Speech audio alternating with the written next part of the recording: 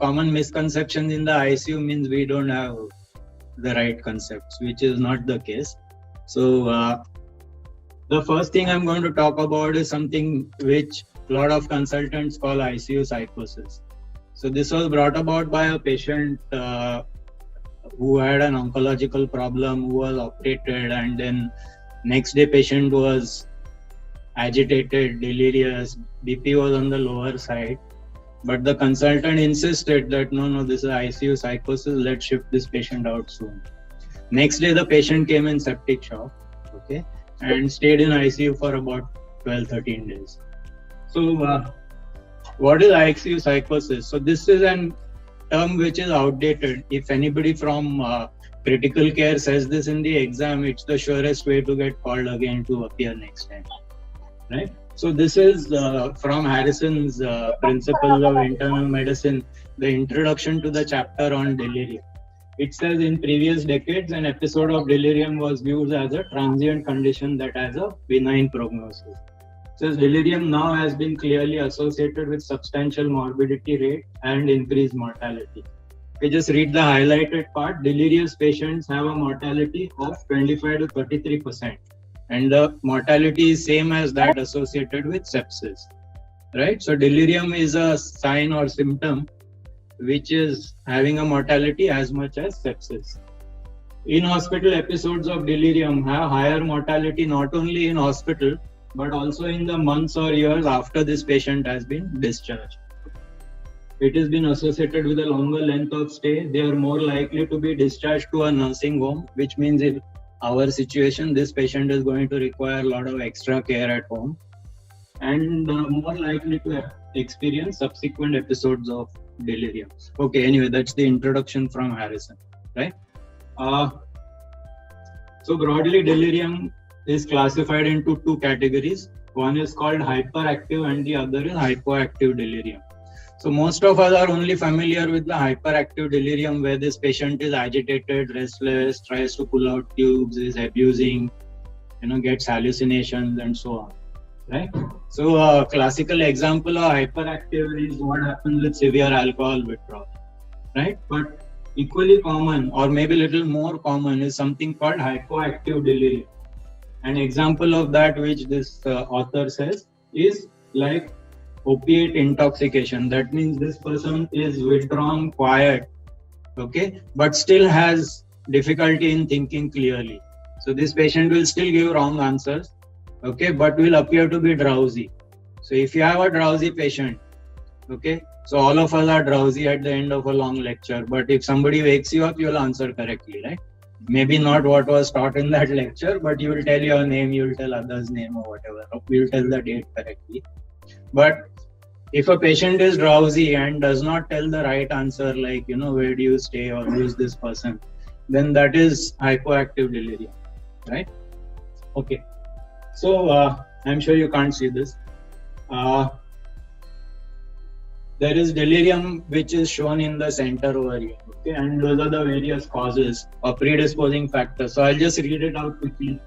A pre-existing mental impairment like dementia is the most common risk factor, followed by medical comorbidity, severity of illness, and advanced age. So the incidence of delirium in people over the age of 65 is supposed to range from 70 to 80%. Okay, so 70 to 80% of patients more than 65 admitted in the ICU are likely to have delirium during the ICU stay. Some of the risk factors shown here. Okay, one is substance abuse or withdrawal. So very often we find patients who are chronic tobacco consumers. When they are admitted to the ICU, they'll deny this history. And then second or third day, they become so agitated, restless that, you put a nicotine patch and everything settles down. So that is one. The other is sleep deprivation. So as Ravi said, the level of noise in the ICU is a big challenge. Similarly, a lot of things get done at night, for example, sponging and so on. So all of these disturb patients' sleep. So inadequate sleep is a big risk factor. There are a lot of other things, for example, metabolic changes. Okay, so metabolic changes may be obvious or not so obvious. So I remember a couple of patients. One of the patients was admitted last week with hyponatremia. So hyponatremia, patient came very drowsy. As the hyponatremia got corrected, sodium went up to 124, 125. This patient now started talking irrelevant things. Okay, so to start with, it was like hypoactive. Now it became hyperactive. So the relatives also got hyperactive. And this patient was shifted to the ward, had seizures, and came back to the ICU with seizures with the sodium still at 125, 126. Right? So that was an obvious metabolic abnormality. Similar things can happen in patients who have carbon dioxide retention. So if you have a patient of COPD who has CO2 retention, then this patient will be on NIV, will start pulling off the mask and so on. So again, the problem is relatives say that ये अकेला है इसलिए ऐसा कर रहा है, हम लोग हमेशा साथ में रहते हैं, हम लोग किसी को एक को इधर बैठने दो. So say okay, you come and sit. Right? So the relative sits there, sees that the patient is not eating. ये खाना नहीं खा रहा है, इधर का खाना अच्छा नहीं है, ठंडा है, whatever. So food pass दे दो. So patient gets a food pass. After the food pass, patient still doesn't eat. And by next morning, this patient is so hallucinating that he accuses the relative of doing things which are unpleasant. So from next day, when you start counseling patients, relative tells, sir, idhar nahi khade rehte, udhar rehte. Moment he sees me, he starts shouting. So this has actually happened just maybe a month back. So these are all things which are contributing to delirium. And we must not call it ICU psychosis because there is an obvious reason for it and not merely the patient not seeing the relatives all the time. So how do we diagnose delirium? There are many scales. So this is one of the easiest of them. Okay, there are 8 things here, starting from any consciousness level other than normal wakefulness, which is what I was describing, that if you're drowsy and I wake you up, you'll answer correctly. Okay. So there are 8 things. If any 4 of these are present, then that means this patient has delirium. So lastly, before I go to another aspect, ICU psychosis, next time you want to say that word, please remember this, that the mortality is 25 to 33%. You look for the cause and treat it. If not, then this is not psychosis. You missed important diagnosis in this patient. Okay, so the next important thing that I want to talk to you about is fluid balance in the ICU. Shubhra had a nice talk on which fluid to give and when. Okay, so the question is, how much is the daily fluid requirement? Okay, so I'm sure if I ask everybody, only half the people will get it right. Okay, so if I ask how much is the daily calorie requirement, then everybody will answer, right? So 22 calories per kg or 25 calories per kg or so on. So the fluid requirement is 1 ml per calorie. So it's more or less the same. That's the daily requirement. That's not the crux of my talk. It's basically what is equal fluid balance. Okay. Now this is very important because a lot of arguments takes place with many consultants, especially nephrologists. Okay, so what is equal fluid balance? Equal fluid balance means that the volume status of the patient remains unchanged at the end of 24 hours, right? That is what is meant in your mind when you say that I want to keep this patient in equal fluid balance. Tomorrow's volume, blood or body water content should be same as today's body water content. Now the question is, how do we go about doing this? So we have measured losses and we have insensible losses. So measured losses will be urine output, RT aspirate, drain output and so on. Insensible losses, which are roughly 500 to 800 ml per day, are sweating respiratory losses. Like if you breathe on a cold surface, there will be condensation. So respiratory losses and what is lost in stools, right? So equal balance theoretically means intake is equal to measured losses plus insensible losses.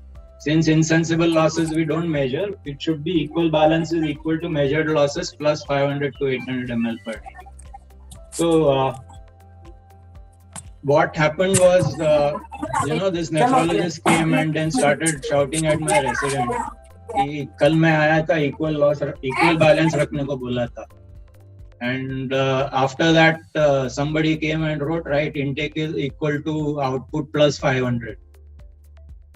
So then I asked my resident that isn't that equal balance, like 500 is insensible loss. So if you write intake is equal to urine output plus 500, that means the balance is equal, right? So what is not realized is that if you keep intake is equal to the measured output, then effectively your patient is having a negative balance of 500 to 800 ml, right? So please remember this very clearly when you talk of what is equal balance, what is positive balance. Yeah, if you keep urine output plus 500, that is not positive balance, that is basically maintaining equal balance. Again, there is a problem in interpretation of cumulative balance.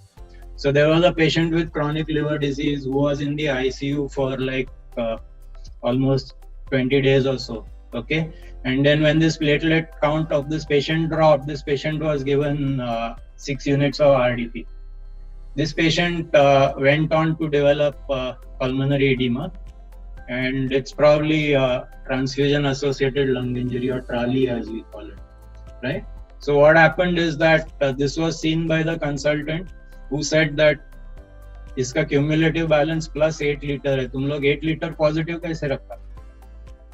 So the question is 500 ml insensible loss per day for 20 days.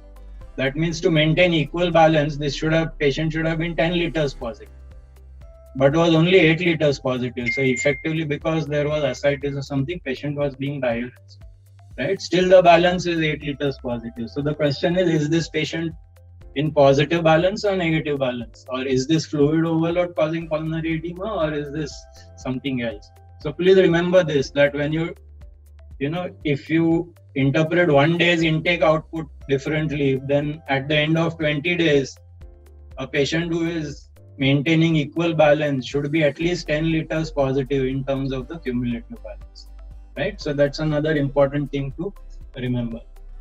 Okay. The last thing is about writing diuretic orders. So a lot of times I find that somebody on the day of admission, a patient with LVF, a cardiologist will write injection Lasix 20 mg TDS and go away. A lot of neurosurgery patients, especially traumatic brain injury, neurosurgeon writes injection Lasix 20 ml 12 hourly, right? So this doesn't make sense to me.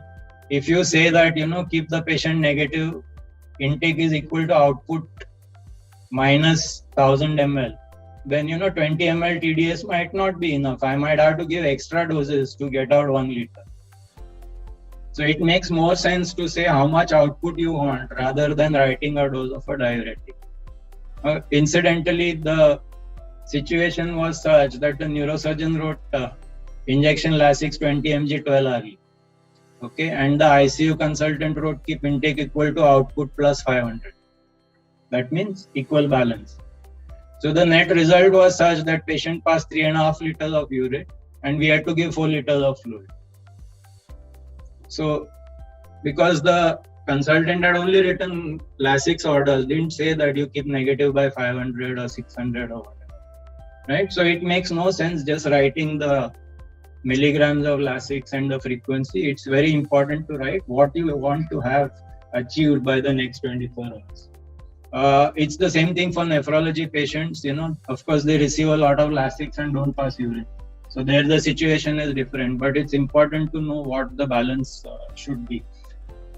So what are the consequences of this not including the insensible losses and then, progressively having a patient who becomes hypovolemic?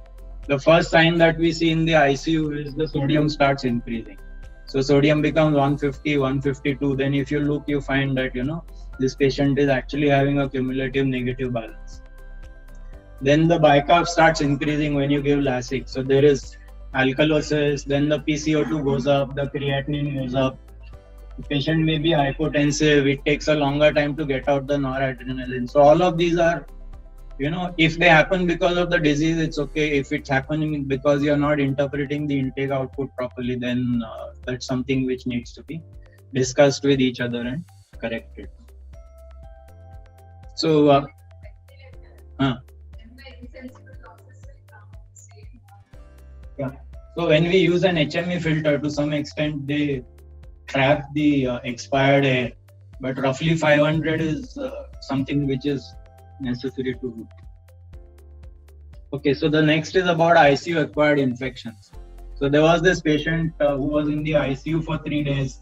Okay, and this patient had a central line, and the consultant said that let's shift this patient out. I said keep for 1 more day. He said no, we'll remove the line and send. She said no, you send the patient to the ward with the line. ICU में रखता है तो infection होता है, right? So there is this conception that the longer you keep a patient in the ICU, the risk of infection increases. So I just thought we'll quickly go over things which all of us know, but at times tend to forget. Right? Nosocomial infections are extremely common in the ICU. That's because lines and tubes are used for monitoring and treatment. So if a person doesn't need a line, you remove it and then there's no infection. So it's not whether the line is there and the patient is in ICU or what, but the fact that the line is there is more important risk factor for infection. Okay. When we put in lines and tubes, there are breach in the natural barrier. Sometimes the illness itself causes a breach in the natural barrier. For example, a patient who is in prolonged shock and on vasopressors has gut ischemia, all said and done. So there is loss of intestinal mucosal epithelium, the barrier is breached, and there may be bacteremia related to the disease. Such patients will obviously be kept in the ICU. So that becomes an ICU acquired bacteremia. But actually, it's not related to the fact that the patient is in the ICU. It's more to do with the disease process. There is altered physiology, which results in increased colonization. For example, in a patient who is voiding naturally, okay, urine naturally, a few bacteria always migrate up the urethra. But then, as soon as you pass urine, those organisms get flushed out. Right? So, what is the classic example of this? A lot of times you have patients, especially female patients, coming with urine infection. And then when you ask, they will tell you, hey, doctor, I was traveling by train from Delhi to Mumbai. The toilet was so bad that, I tried to avoid passing urine. So if you pass urine less frequently, the bacteria migrate so much in the intervening period that it causes infection. So it's the same thing when you put a Foley's. The common concept is that the bacteria go through the lumen. Actually, they don't.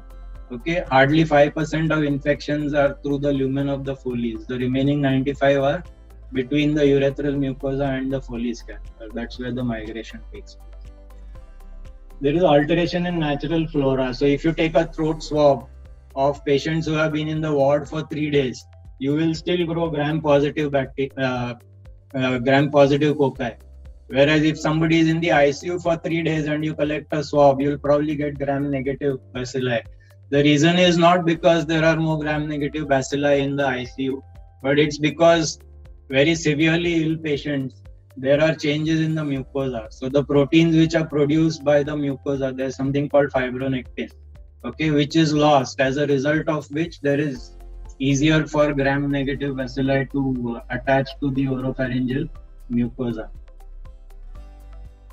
Also, patients who have a severe systemic inflammatory response syndrome, it is followed by a state which is called CARS, right? So SIRS is followed by CARS, counter regulatory